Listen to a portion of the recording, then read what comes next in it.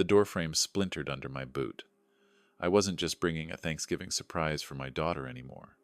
I was there to rescue her from the brink of death. What happened next would expose a cruel secret and change our family forever. Before we continue, please subscribe to the channel and write in the comments what time it is where you are now.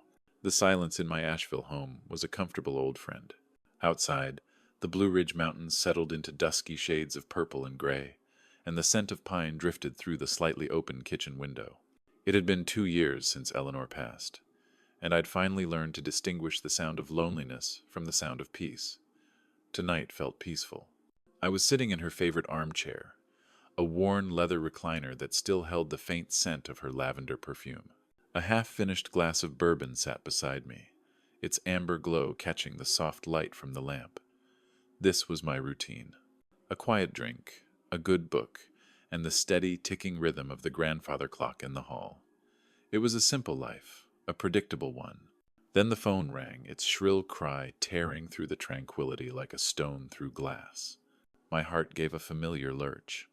It was after 9 o'clock at night. Calls this late usually meant one of two things: a wrong number or trouble. I picked up on the third ring. Hello? Dad? It was Clara. I straightened in my chair, the book forgotten in my lap. Her voice was thin, brittle, like a leaf in late autumn. She was trying to sound cheerful, but decades of being her father had taught me to hear the fractures beneath the surface. Clara, sweetheart, everything okay? Of course, Dad. Everything's fine. I just wanted to call and see how you were doing. A pause stretched between us, filled with unspoken static. Eleanor's voice echoed in my memory, a gentle warning from years past. Arthur, always listen to what people don't say. I'm all right, honey. Just reading. How are things in Atlanta? Getting ready for Thanksgiving? Oh, you know, busy. Another pause. I could hear her take a shaky breath. Vincent's family is all here, so it's a full house. Beatrice has everything planned down to the minute. She laughed, but the sound was hollow, containing no joy. We had a little disagreement earlier. It was nothing really. Just silly. What kind of disagreement? I asked, keeping my voice level. It was so stupid, Dad, I'm embarrassed to even say it. I overcooked the green beans for the casserole tomorrow. Vincent got upset. He said I wasn't paying attention, that I'm always distracted. Her words tumbled out in a rush, as if she were afraid to stop and think about them.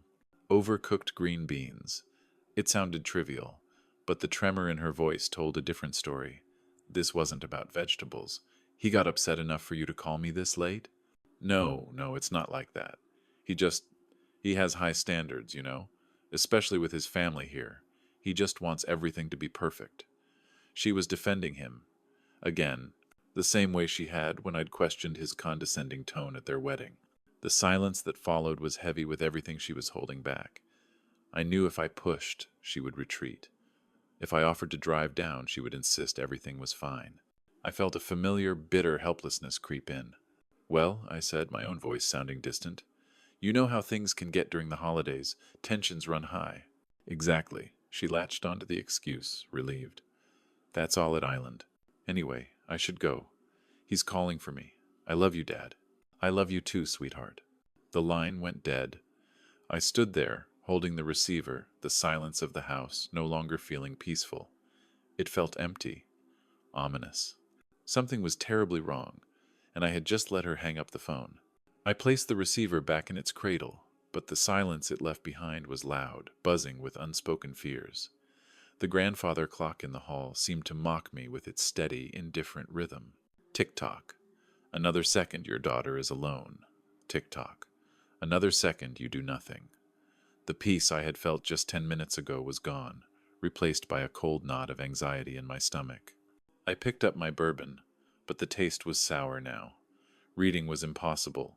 The words on the page blurred into meaningless shapes. I began to pace the length of the living room, from the fireplace to the front window, the worn floorboards creaking under my weight. I was a man who had managed schedules for 40 years, ensuring trains carrying thousands of tons of cargo arrived on time, down to the minute. I solved logistical nightmares for a living. Yet, when it came to my own daughter, I was paralyzed. I couldn't shake the sound of her voice, the forced cheerfulness, the brittle edge. It was the sound of someone walking on eggshells. I needed to talk to someone who wouldn't just offer empty platitudes. I needed Frank. I dialed his number from memory. He picked up on the second ring, his voice gravelly with sleep. "Artie, everything okay?" "Yeah, Frank. Sorry to call so late." "Don't be stupid. What's wrong?" Frank and I had started at the railroad on the same day and retired within a month of each other. He'd seen me through Eleanor's sickness and death. He didn't deal in nonsense. I recounted the conversation with Clara, trying to keep my tone neutral, objective. I told him about the green beans, Vincent's anger, Clara's insistence that it was nothing. As I spoke the words aloud, their flimsiness became even more apparent. I sounded like a fool, trying to convince both Frank and myself that there was no fire when we could both smell the smoke. Frank listened patiently, without a single interruption. I could picture him in his own worn armchair, listening with that focused intensity he always had, whether the problem was a faulty switching track or a friend's troubled heart. When I finished, the line was quiet for a long moment. "She's scared, Artie," he said finally, his voice calm and certain. "I know. But what am I supposed to do? Drive down there in the middle of the night over some burnt vegetables? She'll think I'm crazy. Vincent will think I'm interfering." The excuses sounded weak even to my own ears. "Since when do you care what that slick-haired boy thinks?" he countered. Then he sighed. "Let me ask you something, Artie, and I want you to really think about it. What is it? If Eleanor were here right now, sitting in that chair next to you, what do you think she'd be doing?" The question hit me with the force of a physical blow. It bypassed all my pathetic excuses about work contracts and holiday tensions. It cut right to the core of my failure. Eleanor. She would have been in the car an hour ago. She wouldn't have needed a sign or a reason. Clara's trembling voice would have been enough. I opened my mouth to answer, but no words came out. The silence on the line was no longer empty. It was filled with my shame. Frank's question hung in the air long after our call ended. What would Eleanor do? The answer was so immediate, so clear that it shamed me. She would already be in the car. There would have been no hesitation, no weighing of priorities. Her child needed her. That was the only priority that ever mattered. Sleep was now a distant country I had no hope of visiting. My body was tired, but my mind was a frantic storm of guilt and regret. It raced backward, searching for a starting point, a moment when I could have changed the tracks. Inevitably, it landed on the wedding, 11 months ago. The day I had smiled, shaken his hand, and given my daughter away. The reception was held at a lavish Atlanta country club, all polished marble and towering flower arrangements. It was Vincent's world, not ours. I had felt like a visitor from another planet, sitting alone at the family table while his relatives held court. Most of Clara's friends hadn't been invited. "Vincent thinks it's better to keep it small, just family," she had explained, though the guest list seemed to consist entirely of his. Beatrice, his mother, moved through the room with the air of a queen inspecting her subjects. "Now that Clara is a Morrison," she'd announced to a group of guests near my table, "she'll finally be able to step back from that little marketing job. A woman's true calling is the home." She'd smiled, but it didn't reach her eyes. Clara, standing nearby, had only offered a tight, brittle smile in return. Harold was worse. During his toast, he'd raised his champagne flute and bellowed, "They say a man's home is his castle. Well, Vincent, here's to you being the king of yours." The other men had laughed and cheered. I had simply raised my glass, a silent, cowardly accomplice. The worst moment came during the cake cutting. Clara, laughing, playfully tried to dab a small bit of frosting on Vincent's chin. It was the sort of harmless fun you see at every wedding. But Vincent's smile vanished instantly. He grabbed her wrist, his grip surprisingly tight. "Not the watch, Clara," he'd hissed, his voice low but sharp enough for me to hear. "Be careful. This is a Rolex." I saw the light in my daughter's eyes dim. The laughter died on her lips, replaced by a flash of humiliation. At her own wedding, she had apologized for a speck of frosting. Later, when I'd pulled her aside to ask if everything was okay, she had waved it off with that practiced, hollow laugh. "Oh, Dad, he's just stressed from all the wedding planning. You know how he is about his things." I knew. and I had accepted it. Standing there in my silent house, the memory was as sharp as broken glass. The signs weren't just there. They were giant, flashing, crimson red flags. And I had chosen to be blind.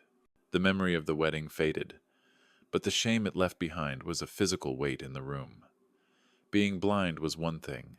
I had chosen ignorance. That painful admission opened a floodgate, and more memories from the past year rushed in, each one a small, sharp piece of the same devastating puzzle. It started with the phone calls. Our weekly chats, once a Sunday morning ritual, became sporadic. When we did talk, the conversation felt managed. Clara, who used to fill hours with vibrant stories about her marketing campaigns and funny anecdotes about her friends, now spoke in clipped, careful sentences. Her world, it seemed, had shrunk to the size of Vincent's needs. Every story started or ended with him. Vincent had a tough day. Vincent just closed a big deal. Vincent doesn't like it when I'm on the phone for too long. Then came the canceled visits. She was supposed to drive up to Asheville for the mountain festival in the spring. She loved that festival, but she'd canceled 2 days before. Vincent planned a surprise weekend getaway for us, she'd said, her voice lacking any real excitement. He'd done the same thing in the summer when she was meant to come home for her own birthday. A last-minute, unavoidable work dinner had kept her in Atlanta. I remembered asking about her painting, a passion she'd nurtured since she was a little girl. Her easel, a gift from Eleanor, had been her most prized possession. "Oh, that old thing," she'd replied dismissively over the phone one day. "I don't really have space for it in the new house. Besides, the smell of turpentine gives Vincent a headache." Her friends, Sarah and Maria, who had been like second daughters to me, had vanished from her stories completely. I hadn't heard their names in almost a year. It was a gradual erosion, a slow and methodical erasure of the person she used to be. Each memory was a quiet alarm bell I had failed to hear.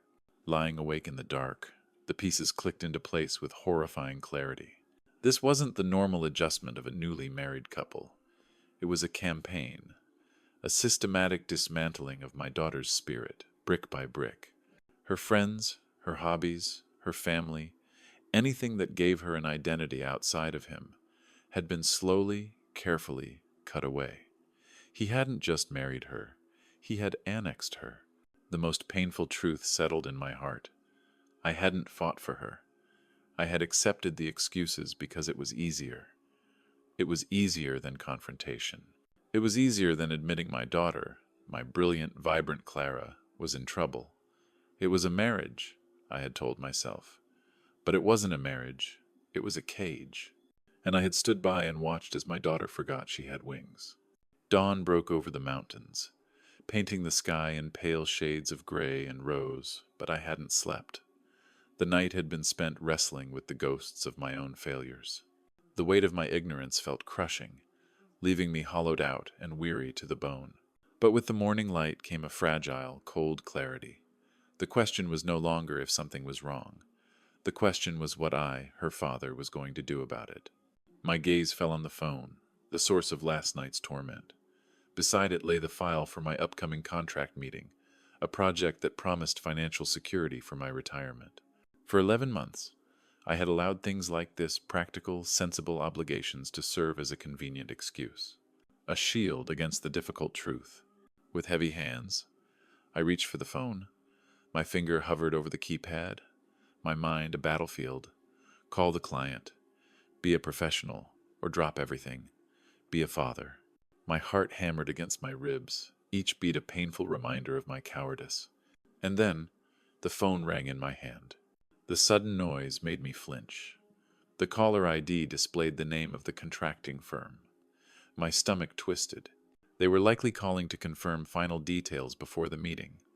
It felt like the universe was mocking me, forcing my hand. I answered, my voice rough. "Arthur Hudson." "Mr. Hudson, good morning," a polite young woman's voice said. It was Peterson's assistant. "I'm calling about your meeting scheduled for the day before Thanksgiving." "Yes, I have the files right here," I said, my professional instincts kicking in despite the turmoil in my soul. "Well, unfortunately, we'll need to postpone," she said, her tone apologetic. "Something's come up unexpectedly. Mr. Peterson had to fly home last night. I'm very sorry for the inconvenience. I felt a strange sense of detachment as I asked, "Is everything all right?" Her next words struck me with the force of a physical impact. "It was a family emergency," she explained. "His mother was taken to the hospital." A family emergency. The phrase echoed in the silent room. My client, a man I'd never met, had dropped a multi-million-dollar project without a second thought for his family, while I, for the very same project, had considered letting my daughter's cry for help go unanswered. The irony was so profound, so absolute, it felt like a slap in the face from fate itself. "I understand completely," I managed to say. "Please send him my best."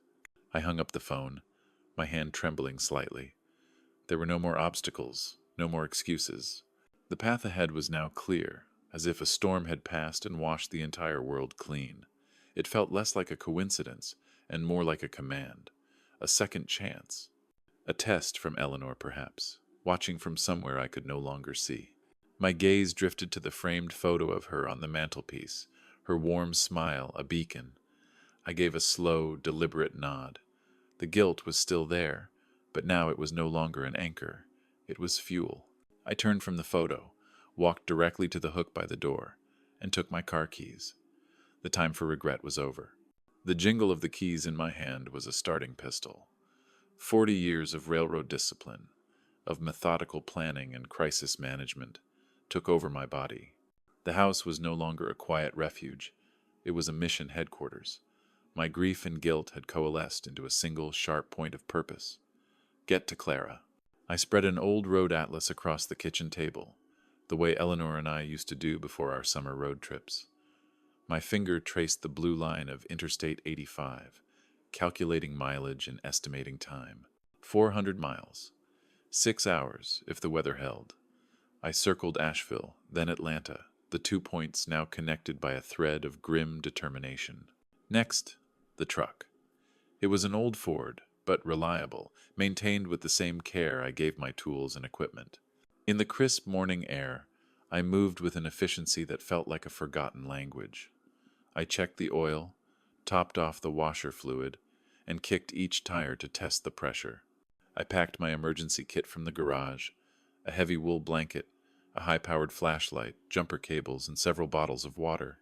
I was a man preparing for a storm, though I knew the worst of it wouldn't be the weather. Then it struck me. I was going to my daughter's house for Thanksgiving. I couldn't show up looking like a man on a warpath, even if that's how I felt. More importantly, I couldn't show up empty-handed. This visit, this intervention, had to be rooted in love, not just anger. I needed a gift, a peace offering. I drove into town, to a small boutique Eleanor had loved. The bell above the door chimed softly as I entered, feeling like a bear in a dollhouse. The air smelled of perfume and potpourri. A young saleswoman approached me with a kind smile. "Can I help you find something, sir?" "I'm looking for a scarf," I said, my voice sounding rough in the delicate space. "For my daughter." "How lovely. What's she like?" I paused, a clear image of Clara at age 7, laughing in the snow, flashing in my mind. "She has blue eyes," I said quietly, "like her mother's, and she gets cold easily." The woman led me to a display of soft wool and cashmere. My fingers, calloused from a lifetime of manual work, brushed against the fabrics. I found one almost immediately. It was a deep, rich blue, the color of a twilight sky, with threads of silver woven through it like captured starlight. It was soft, warm, and beautiful, without being ostentatious. It was perfect. I paid for it without asking the price. Back in the truck, I placed the elegantly wrapped box on the passenger seat. It looked small, almost insignificant in the large cab. But it was a start. It was a tangible piece of my love, a promise of the warmth I was coming to bring her. My route was planned. My truck was ready. My purpose was clear. I looked down the road, south toward Atlanta. The journey had begun. The truck ate up the miles, leaving the familiar peaks of the Blue Ridge Mountains behind in the rearview mirror. For the first hour, the drive was deceptively calm, the highway stretching out like a gray ribbon under a steel-colored sky. But there was no peace in my heart. My hands gripped the steering wheel so tightly my knuckles were white, my focus absolute. Every mile that passed was a mile closer to my daughter, and a mile further from the man who had been too complacent to act. I turned on the radio, hoping the drone of music or news would quiet the storm in my head, but it only served to amplify my anxiety. A cheerful announcer broke in between holiday songs, his voice jarringly upbeat. "Well, folks, it's a chilly one out there today. We're tracking an unusual cold front moving down from the north, expected to hit the Atlanta metro area this afternoon. Forecasters are calling for a rapid temperature drop and the possibility of freezing rain, so be careful on those roads if you're heading out for your Thanksgiving feast." Freezing rain, black ice. The words sent a chill down my spine that had nothing to do with the weather. It felt like a warning. The knot of anxiety in my stomach tightened. I thought about pulling over, waiting for the front to pass. It would be the sensible thing to do, the safe thing. But then I heard Clara's voice in my head, thin and brittle. It was nothing, really. The biggest lies are always wrapped in the smallest words. I pressed my foot down on the accelerator. I wasn't just driving anymore. I was racing. Racing against the weather. Racing against time. Racing against the coldness that I feared was already consuming my daughter's life from the inside out. "I'm coming, Eleanor," I whispered into the empty cab, as if she were sitting there beside me. I won't let her down. Not again. By the time I crossed the state line into Georgia, the world outside had changed. The temperature gauge on my dashboard had plummeted. The sky, once merely overcast, was now a bruised, menacing purple. Then, the first icy pellets began to tick against the windshield, a sound like tiny, insistent fingers tapping on the glass. The road ahead began to shimmer with a treacherous glaze. My grip on the wheel was now a matter of survival. Every car that passed felt like a potential threat. Every slight curve in the road a challenge. The final 20 miles into Atlanta were the longest of my life. The city skyline appeared through the sleet, a fortress of cold steel and glass. Then, the calm, automated voice of the GPS cut through the tense silence. "In 2 miles, turn right onto Maple Creek Drive." Her street. I had arrived, but as I peered through the sleet-streaked windshield at the manicured lawns and cheerful holiday decorations, my sense of dread peaked. The storm was here, and I had a terrible feeling that the worst of it was waiting for me inside that perfect-looking house. I parked across the street, killing the engine. The only sounds were the ticking of the cooling engine and the relentless ping of freezing rain against the roof. Number 47 Maple Creek Drive. It looked like a postcard for the perfect American Thanksgiving. A tasteful wreath hung on the deep blue door. Warm, golden light spilled from every window, silhouetting the shapes of people moving inside. 2 expensive cars, a BMW and a Lexus, sat gleaming in the driveway. It was a picture of warmth, family, and prosperity, and every instinct in my body screamed that it was a lie. My hand rested on the gift-wrapped box on the seat beside me. The blue scarf, a pathetic little shield against a cold I couldn't yet comprehend. I pulled my own thick coat tighter and stepped out of the truck. The air was brutal, a wet, biting cold that stole the breath from my lungs. As I crossed the slick street, my eyes scanned the property, searching for, I didn't know what. A sign, a crack in the perfect facade. My gaze swept across the manicured lawn, now stiff with frost, the neatly trimmed hedges, the empty porch swing, and then I saw it. It was just a heap of color against the frosty gray of the bushes near the driveway, a splash of pale pink and green that didn't belong. For a second, my brain refused to process it. Maybe it was a discarded blanket or a decoration that had blown over. But it was still, too still. I walked closer, my heart beginning to hammer a frantic rhythm against my ribs. The shape became clearer. It was a person, curled into a tight ball, arms wrapped around their knees, head tucked down. It was my daughter. The world tilted on its axis. The sounds of the street, the rain, my own breathing it all faded into a deafening roar in my ears. She was wearing thin pajama pants and a long-sleeved t-shirt, clothes meant for a warm bed, not for a freezing sidewalk. Her skin had a pale, bluish tint. A delicate filigree of ice had crystallized in her light brown hair. Clara. The name was torn from my throat. a raw, ragged sound. I ran, my bad knee screaming in protest, but I didn't feel the pain. All I felt was a terror so profound it threatened to swallow me whole. I fell to my knees beside her, my hands hovering, afraid to touch her, afraid she might shatter. "Clara, sweetheart, can you hear me?" Her head lifted slowly, her movements sluggish.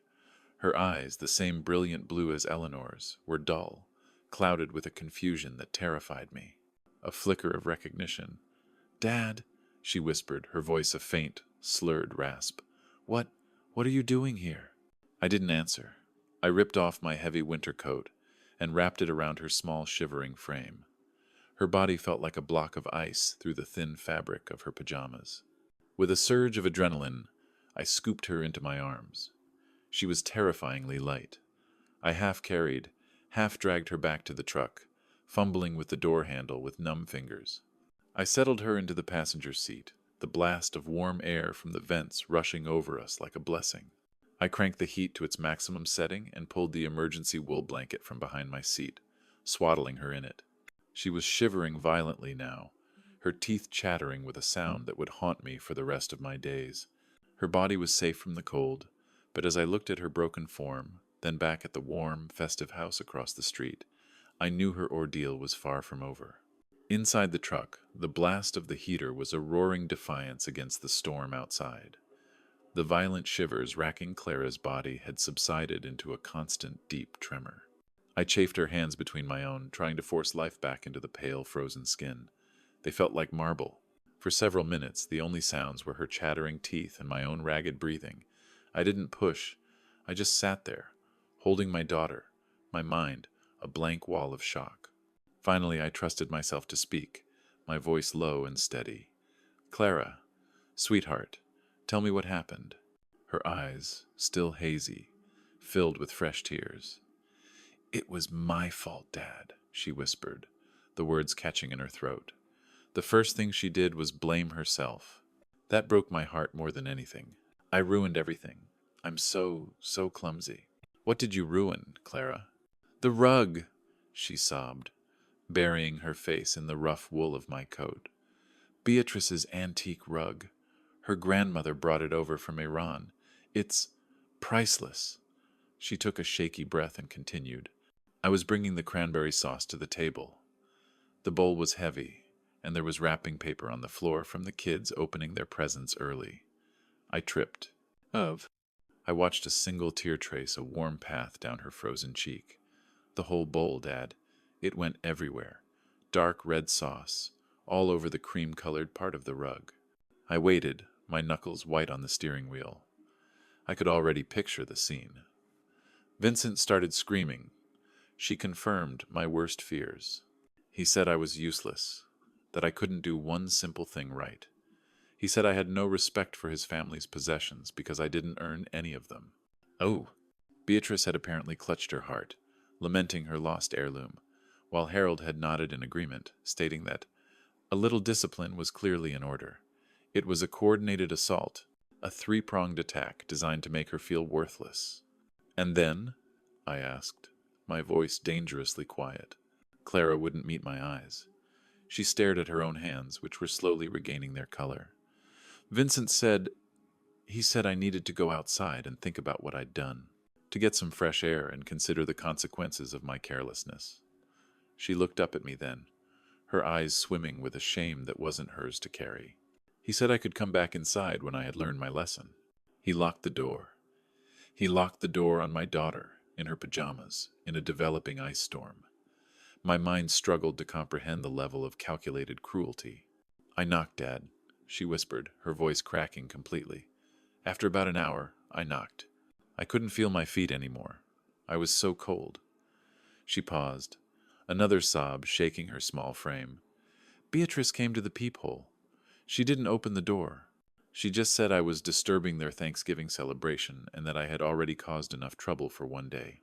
The final words of her story hung in the superheated air of the truck cab. She said I was disturbing their Thanksgiving celebration. That one sentence. It was the final tumbler clicking into place. For the last hour, my mind had been a chaotic storm of shock, grief, and a helpless, sputtering anger. But that sentence extinguished it all. It extinguished the chaos and left behind something cold, hard, and terrifyingly clear. I looked at my daughter, my beautiful Clara, huddled in my coat, her face streaked with tears and frozen dirt. I saw every moment of her terror, every second of her pain, as she stood freezing on the other side of that door. I felt the hope draining out of her with each passing minute, replaced by a cold that sank deeper than her bones. A cold that told her she was worthless, that her suffering was less important than a party. And inside that house, they were laughing, eating, drinking wine, celebrating family while actively trying to destroy a member of it. The steam that had been building inside my chest for the past hour didn't explode. Instead, it compressed. It condensed from a hot, uncontrollable rage into a solid core of ice. My hands, which had been trembling, were now perfectly still on the steering wheel. My breathing, once ragged with panic, became slow and deliberate. It was the focus I used to have before setting a controlled demolition, the calm precision required before unleashing an unstoppable force. I finally understood. This wasn't an argument that had gotten out of hand. This wasn't a punishment. This was a statement of ownership. They were showing her, and by extension the world, that she was their property. Her comfort, her health, her very life was a triviality compared to their convenience, their traditions, their precious blood-soaked rug. Every red flag I had ignored, every excuse I had accepted, now paraded before my eyes, not as failures of judgment, but as acts of unforgivable cowardice. I had delivered my daughter to these monsters. I had walked her down the aisle and placed her hand in theirs. I looked from Clara's pale face to the warm, inviting glow of the house. The choice was gone. There was no decision to be made. There was only the track ahead, and the engine was already at full throttle. I turned to Clara.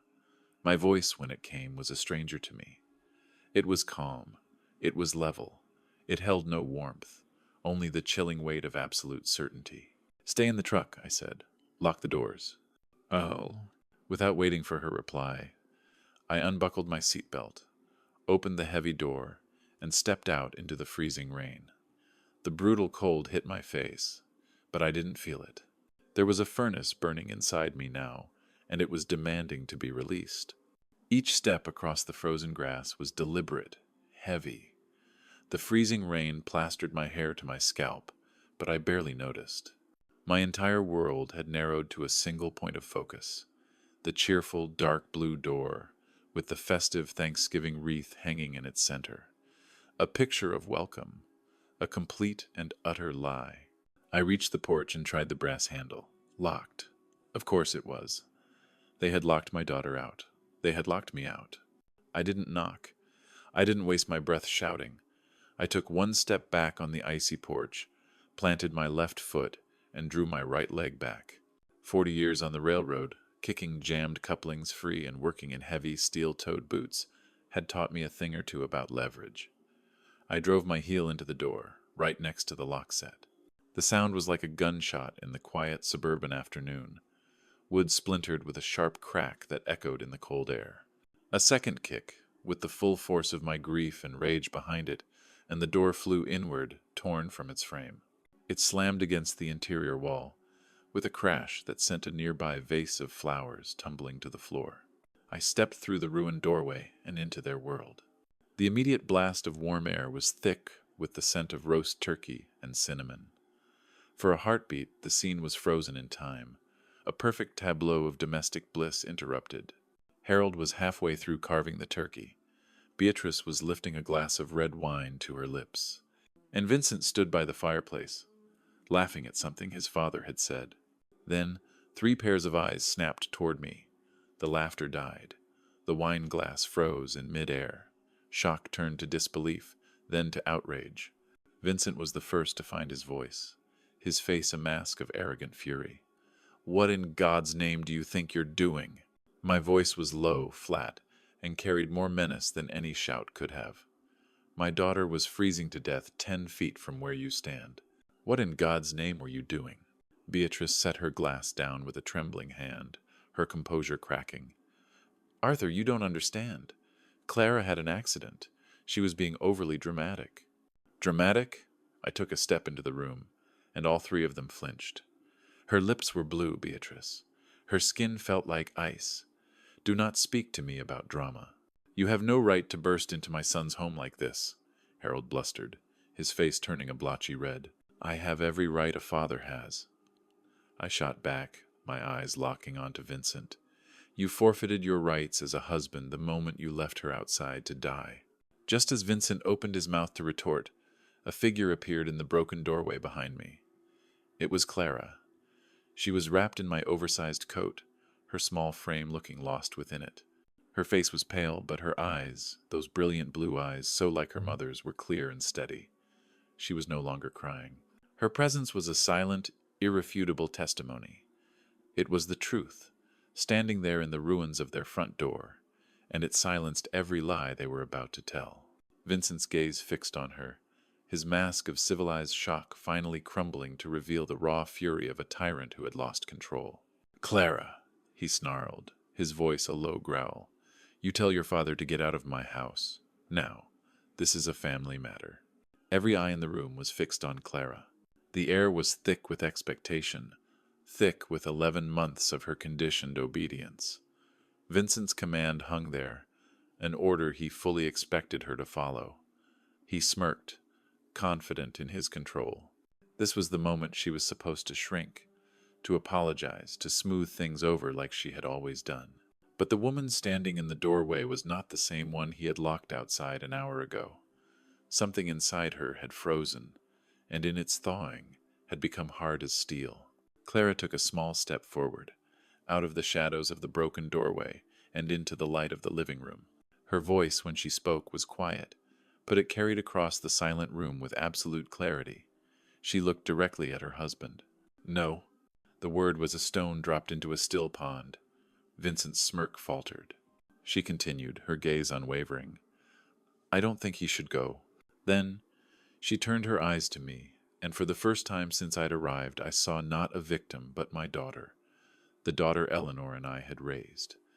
"Dad," she said, her voice stronger now, "I want to go home." Those 5 words were all the confirmation I needed. The simmering rage in my chest cooled, replaced by a singular, protective focus. The negotiation was over. This was now an extraction. "Go get your things," I said to her, my voice calm and firm. "Just what you need. We're leaving." She nodded once, then turned and walked toward the grand staircase, her back straight. I followed a few steps behind her, a silent guardian, leaving the 3 of them standing speechless amidst the ruins of their Thanksgiving feast. Her bedroom was like a guest room in an expensive hotel, beautiful, tasteful, and completely impersonal. Nothing in it felt like her. She moved with a new, decisive energy, ignoring the designer clothes in the closet. From a drawer, she pulled out a worn college sweatshirt. From her bedside table, she took a framed photo of her and Eleanor. She packed her laptop, a few books, and the small, worn teddy bear I'd won for her at a county fair when she was 6. She paused, her eyes falling on the diamond wedding ring sitting on her dresser. She looked at it for a long moment, then deliberately turned away, leaving it sparkling under the lamplight. A soft, cloying voice came from the doorway. "Clara, dear." "Don't make a decision you'll regret." It was Beatrice, her tone dripping with false concern. "Marriage isn't always easy. You made a vow, for better or for worse." Clara stopped packing. She turned slowly to face her mother-in-law, her expression unreadable. "The vows say to love and to cherish, Beatrice," Clara said, her voice even and steady. "They don't say anything about freezing to death over a spilled sauce. I am done." I zipped the duffel bag shut. The sound was harsh and final in the quiet opulence of the bedroom. Beatrice stood frozen in the doorway, her face a mask of stunned disbelief. Clara didn't give her another glance. She turned, and we walked out of the room together, leaving the woman standing alone amidst the wreckage of her authority. Downstairs, Vincent and Harold were waiting at the bottom of the staircase like gargoyles guarding a tomb. Their shock had morphed into pure, undiluted fury. I moved slightly ahead of Clara, positioning myself as a shield as we descended.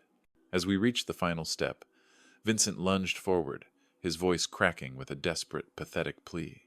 "Clara, don't do this. You can't just leave." We can fix this. I know we can. I love you." The words, which once might have held her captive, were now hollow and meaningless. Clara stopped and looked at the man who had left her to freeze just a few hours earlier. There was no anger left in her eyes, only a weary, profound pity. She simply shook her head, a small, final gesture of dismissal. She had already said everything that needed to be said. Her silence seemed to enrage him more than any argument could have. His face contorted. "You can't take my wife," he screamed at me, spittle flying from his lips. "This is kidnapping. I'm calling the police." I stopped at the threshold of the broken doorway. I calmly placed Clara's bag on the floor, then turned to face him fully.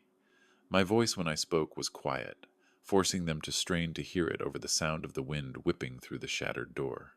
"You do that, Vincent," I said, my gaze as hard as granite. "Call them, and when they arrive, I'll show them my daughter's hands, still blotchy and red from frostbite. I'll tell them about your locked door. I'll tell them about your 4-hour lesson on the value of a rug." I took a deliberate step toward him. He flinched and fell back a step. "Now, you listen to me," I continued, my voice dropping even lower. "Step away from my daughter. You will never call her again. You will never text her again. You will not go anywhere near her. If you so much as breathe in her direction, you won't have to deal with the police. You will answer directly to me." I let the silence hang for a moment. "And I promise you, next time, I will break something far more important than a door." The threat, delivered with the cold calm of a man with nothing left to lose, landed with devastating effect. The bluster and arrogance drained from Vincent's face, replaced by something I hadn't seen before. Genuine fear. I picked up the duffel bag, placed a hand on the small of Clara's back, and guided her through the doorway, out into the cold, clean air of freedom. As we walked toward my truck, I saw the curtains twitching in the houses across the street. The perfect facade of the Morrison family had been shattered, not just for us, but for the entire neighborhood to witness. I opened the passenger door for Clara.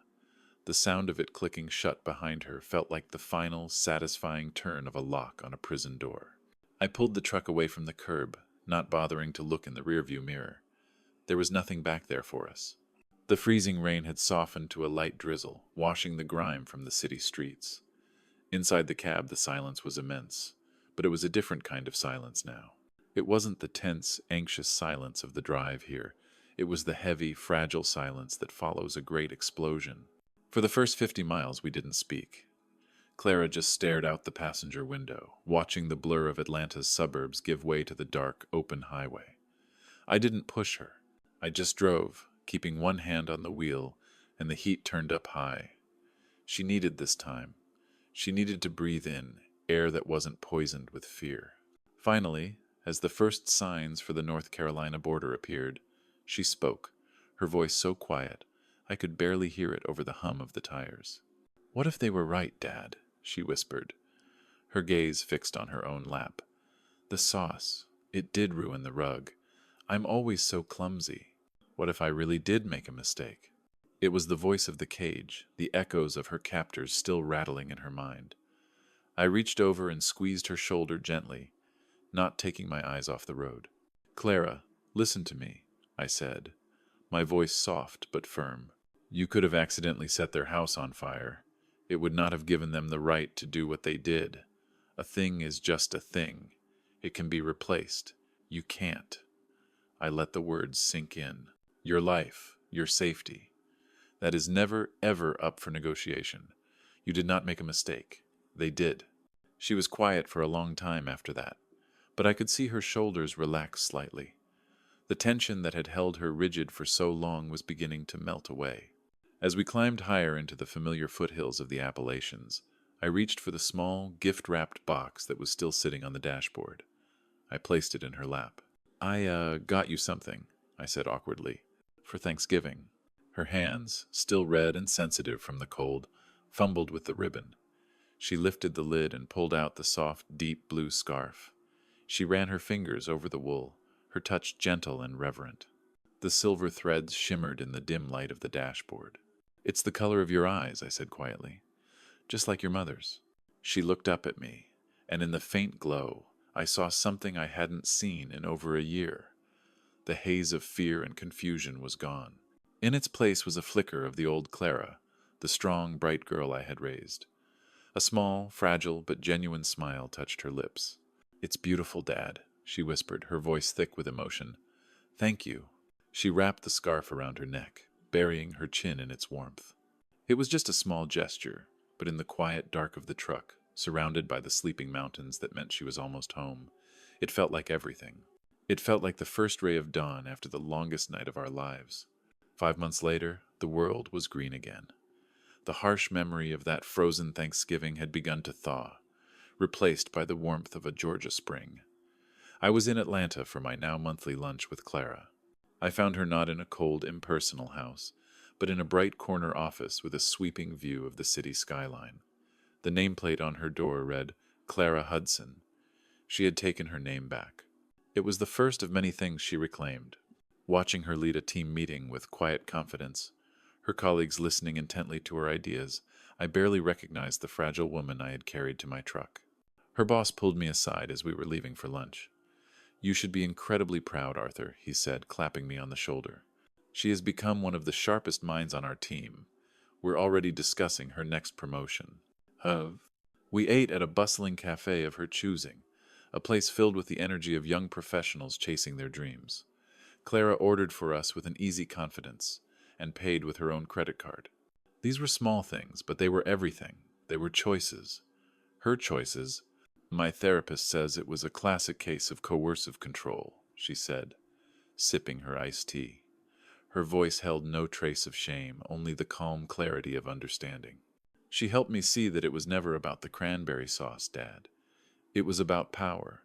It was about making me feel so small and so worthless that I would never have the strength to leave." She looked out at the bustling street, a thoughtful expression on her face. "The truly sad part is, I think they saw their cruelty as a form of love. But that's not love. Love is, well, love is driving 6 hours through an ice storm because you heard a crack in your daughter's voice." A group of her coworkers waved from across the cafe, and she waved back with a brilliant, genuine smile. She had built a life here, a community, a future that belonged only to her. The divorce had been finalized 2 months ago. It was a clean break. Vincent had not contested it. He and his family had vanished from her life like the bad dream they were. As we walked back toward her office building, she looped her arm through mine. "What are you doing this weekend?" she asked. "I want to try out that new apple pie recipe you mentioned, the one Eleanor used to make." I smiled. "I'll bring the ice cream." She hugged me goodbye on the sidewalk, a strong, successful woman in a smart business suit. As I watched her disappear into the gleaming glass doors of her office building, purposeful and whole, I knew Eleanor would have been proud. Our daughter hadn't just survived. She had found her way home to herself. If you like this story, please like this video, subscribe to the channel, and share your impressions of this story in the comments. To listen to the next story, click on the box on the left. Thank you for watching.